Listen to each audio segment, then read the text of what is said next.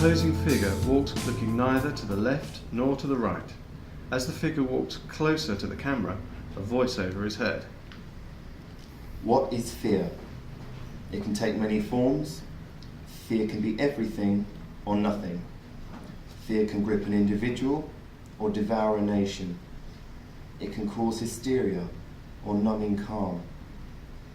Fear does not need reason nor respect. The only thing fear requires is to feed. Adam Williams is walking down a high street.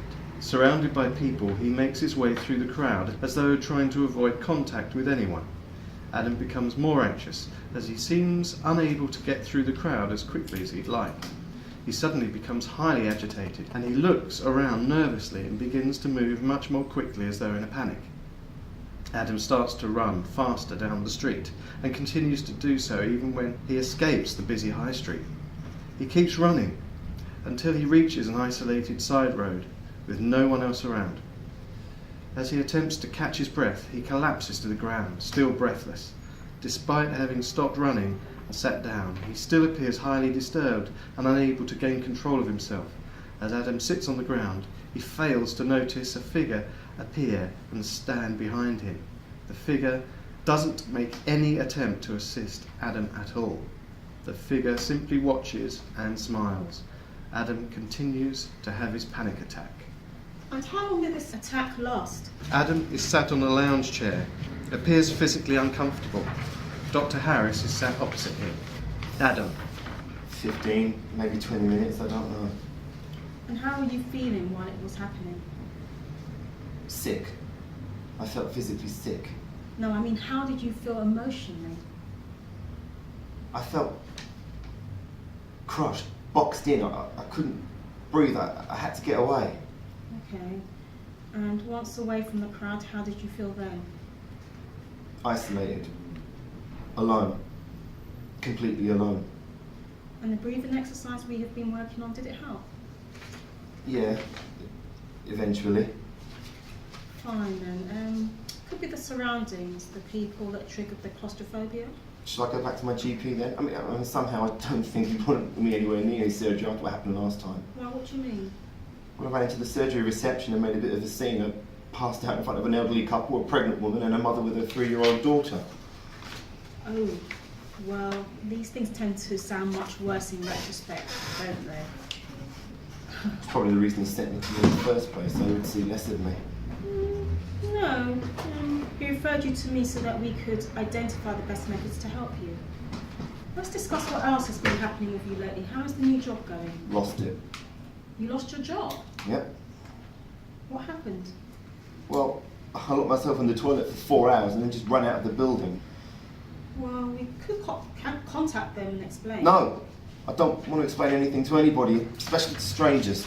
Have you been maintaining contact with your friends since our last discussion? Not really. Why not? Well, what am I going to talk to them about? What was done to me? No, not necessarily, but perhaps they could provide support. It might help. At the moment, I'm not ready to take that step, Doctor. It took me almost a year of sessions before I finally told you what happened to me, and that was difficult enough. I'm not ready to take that step again so soon with anyone else. Okay, no one's going to push you until you're ready. And that's just the problem. I never feel that I'm ready for anything. All I feel is fear. Dave's flat, front door, evening. The sound of keys fumbling in the lock. The door to Dave's apartment opens, but the figure silhouetted in the black suit pauses on the threshold for a moment, as if reluctant to cross over or waiting for a sign. The man is wearing sunglasses and slowly moves his head from left to right, scanning the scene in front of him. He removes his shades with his right hand, still holding his keys, as if removing a mask and visibly relieved to drop the disguise. He slips the shades into one pocket and the door keys into the other. Dave covers his mouth, again with his right hand, squeezes his lips as he pulls his hand away. He is standing with his back to the door, black tie loosened, right arm hanging, and in the crook of his left arm he supports the recognisable shape of an urn.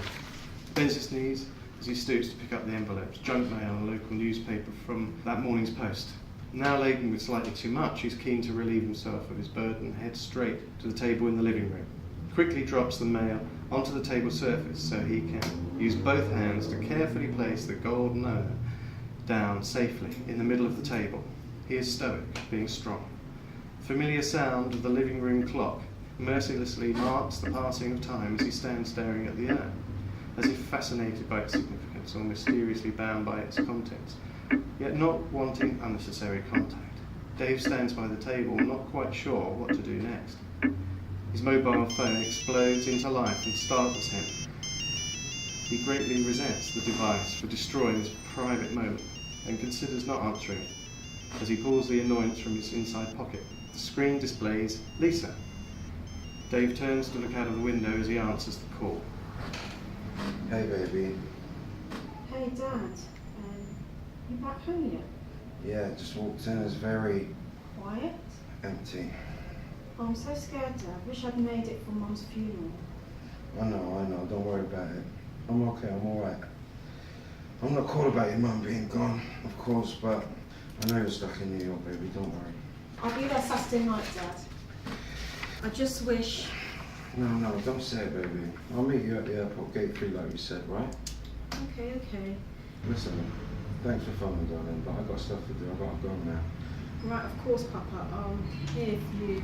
I know, baby. I know. Saturday. Love you too. Speak soon. He hangs up and grips the handset. A photograph of his wife catches his eye as he turns back into the room and takes it from the shelf, holding it reverentially in both hands. As he finally sits down in a chair near the table, he delicately traces a finger over the contours in the photograph, remembering what this felt like when she was so recently alive. Notices the mail and newspaper on the table. The words are all jumbled, illegible, gobbledygook. Laying the frame on the table, his shaking hands move towards his face and cover it as he sobs into them. Long, bony fingers slowly slide up Dave's back and over his shoulders as he begins to straighten up. The sensation is not unfamiliar to Dave, but was something he had not experienced for all the years of his marriage. Yet, as he struggled to name this feeling, he was becoming lost in it, and this, he knew, was not good. As the hands seemed to grip tighter around his throat, Dave pushes himself upright, kicks away the chair behind him, and awakens as if from a dream. He whirls round, expecting to see someone standing right behind him. But seeing no one, he becomes confused, disorientated, and a little frightened. Dave darts his sight from side to side, peering into the darker recesses of the room.